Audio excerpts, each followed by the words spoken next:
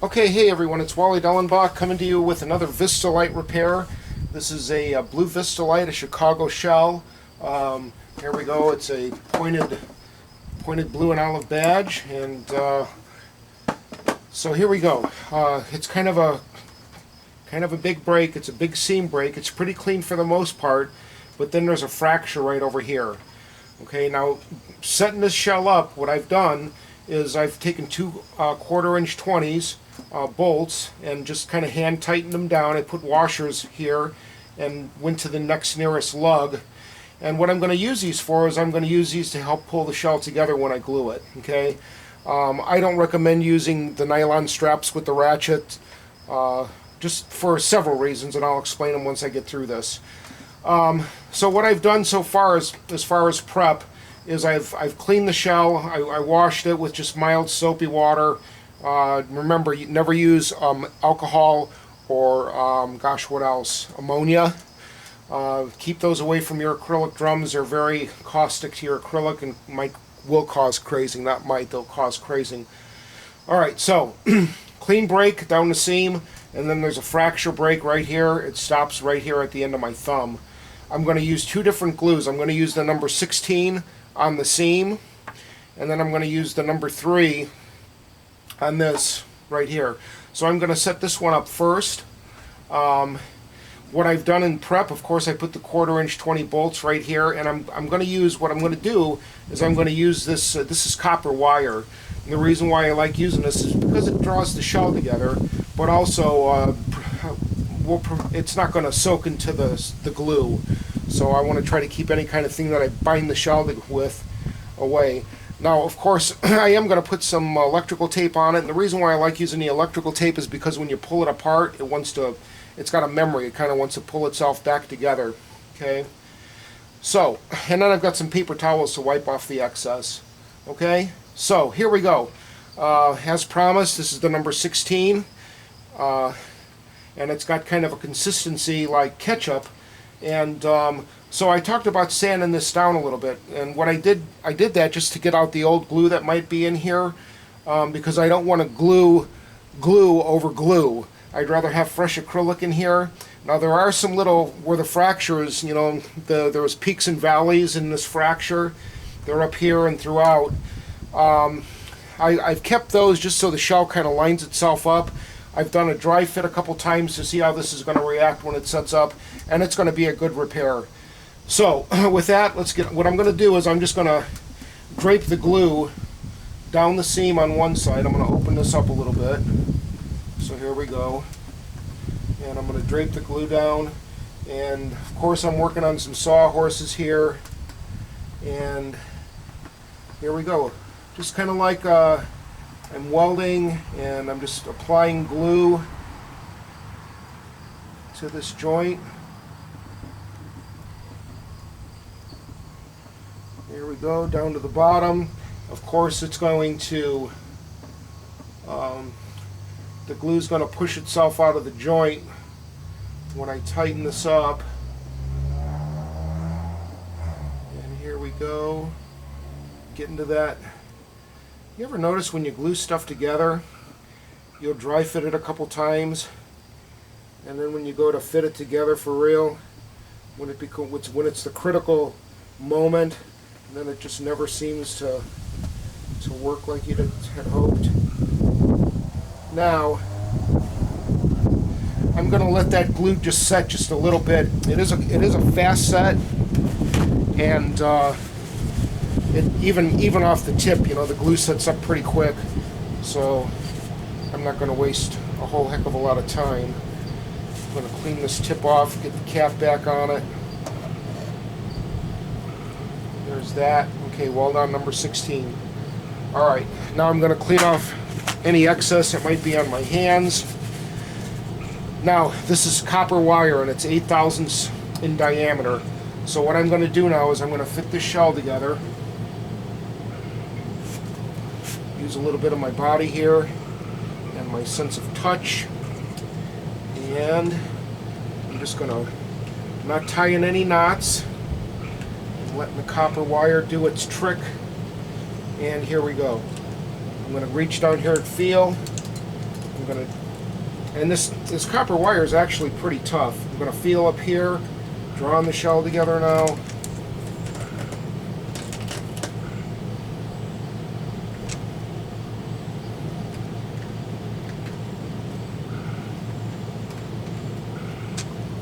Come down here to the bottom. Now this is just kind of like an initial tie down, I guess, if you will, with this wire. I'm going to check one more time, make sure this is all fitted together and flush, and then I'm going to wrap it up.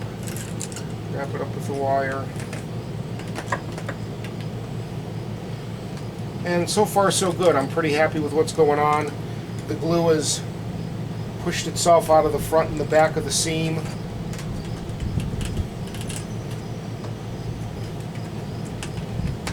Now, I don't know the chemistry or the physics behind the weld-on. I do know there's a chemical reaction that's happening right now. I think I understand that there's a chemical reaction that's kind of maybe melting the acrylic back down so the glue binds to it, and kind of restructures the polymers a little bit to the glue. I shouldn't say glue, it's a solvent, okay? So that's exactly what it is, it's a solvent. Now I'm just going to come back in here and it's dissolving the acrylic so the glue binds to it, okay? So it's a good fit, you know. Everything is right here, it's flush on the top, it's flush here on the outside of the shell. That's great.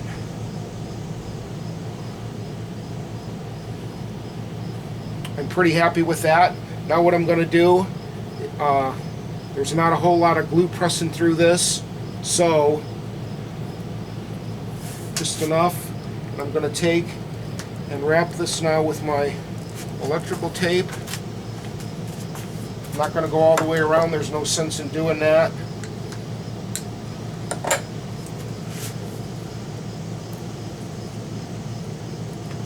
See how that tape, well, you can't see it, but the tape kind of wants to pull itself back together. And you really don't want to pull this thing, draw too tight, because a lot of things can go wrong. Of course, you can just refracture your shell in a different area, a different location, and you don't want to squeeze the glue out of the joint. So when it's all said and done, this is going to be a good repair. The end user is going to get a nice long life out of the drum. This is probably even a better glue joint. I don't want to say a better glue joint than when it was originally glued together, but of course chemistry has changed and polymers have changed over the years, and I'm sure this is a pretty good glue to compare to what Ludwig had back in the 1970s.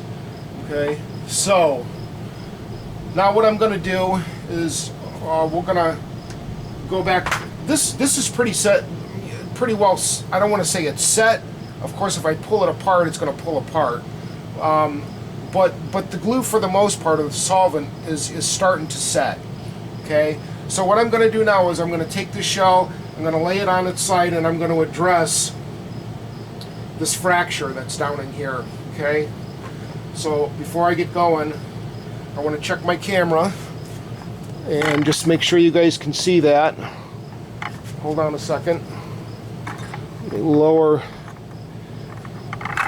the camera here a little bit for you guys. Okay. So the fracture is right in here, and I was careful when I put the electrical tape in there to not drape it over that fracture. Okay. So I've loaded up, this little bottle has the number 3 in it, and little syringe tip right there. And if you watch my first video on repairing a cracked shell, this is just the same process. I'm going to follow this crack, or fracture, we'll call it a fracture. Reason why I call it a fracture, just because it doesn't go from one point through another end, like, so it's just kind of an abrupt crack and then it stops. And I'm depending once again on, I think it's called capillary action, to suck this glue right down in it. And that's what it's going to do. Now, I'm going to hurry up and wipe this off. Kind of tapping it a little bit, maybe to get the juices flowing down into that crack. Wipe it up underneath. Yep, you could feel the solvent down below it, so it's done its job and soaked through the crack. It's capillary action. Back in the old days of like ink pens, you know, like when you see the quill, the feathers, and they dump it in the ink well and write, it's the same principle. It sucks the ink up into like a vacuum. So that's kind of what's going on here, is it's sucking the glue down into this crack. It's acting like a vacuum. Okay. Now, at this point, I can do a couple different things. Okay. I can come back on this side. I'm going to wait 24 hours before I handle this thing again. But what I can do now is I can come back in here and I can kind of sand out the crack, because of course there's a lot of excess glue that's kind of bubbled through, and you can see it and you can feel it, but just minor, you know, just kind of little blobs, and so those are going to come off anyway. So what I can do now is just come in here with a real fine, you know, take a piece of emery cloth sandpaper and maybe a blade of some kind, a metal blade, where you can get a nice sharp edge, and just come back in here and rub that glue out of there. And then you could come back in and glue it again with the number 16. Now, some of you are going to ask, well, can you mix the number 4 with the number 3 with the number 16? I don't know.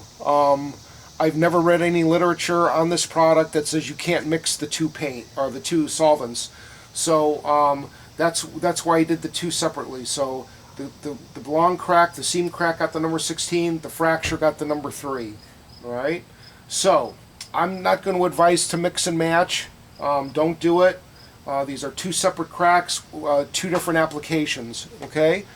So until next time, this is a real quick approach. Anybody can do it. Don't be afraid. The reason why I'm showing you this is just so you don't get crazy and do something drastic like put the weld on or something silly in there, like who knows what people put in it. This is what you use. It's called weld on. Of course, this is number 4, but there's a number 3 too. Weld on number 4, weld on number 3, and then the weld on number 16 for the big cracks. Okay, you've got nothing to lose. Go for it. Don't be afraid of it. Okay? Until next time, everybody, this is Wally Dellenbach. Thank you so much for watching my videos. And everybody be cool. Take care. Until next time, peace.